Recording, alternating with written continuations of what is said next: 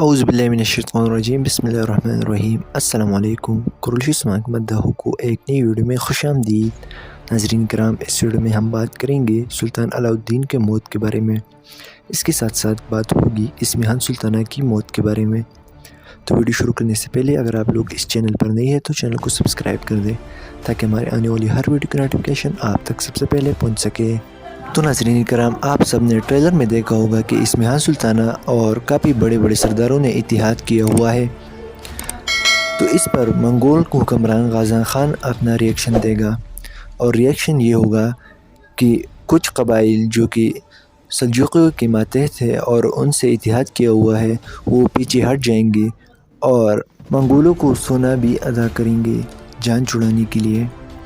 تو اسی صورتحال میں اسمہان سلطانہ اور سلطان علاء الدین اکیلے رہ جائیں گے، اور اس پر منگول حکمران غازان خان اپنا حکم دے گا کہ سلطان علاء الدین اور اس کی ماں کو مار دیا جائے، جبکہ سلطان مسعود کو دوبارہ تخت نشین کیا جائے۔ اور دوستو، جیسے کہ ٹریلر میں عثمان بے نے ان کا اتحادی بننے سے انکار کر دیا ہے، تو عثمان بے سائیڈ پہ ہو جائیں گے، جبکہ سلطان علاء الدین اور اسمہان سلطانہ منگول حکمران غازان خان کے غضب میں آ کر ان کا خاتمہ ہو جائے گا، اور یوں سلطان مسعود دوبارہ تخت نشین ہو جائیں گے، اور پھر ہمیں اناگول کی دوبارہ فتح اور عثمان غازی کی آگے فتوحات دکھائی جائیں گی۔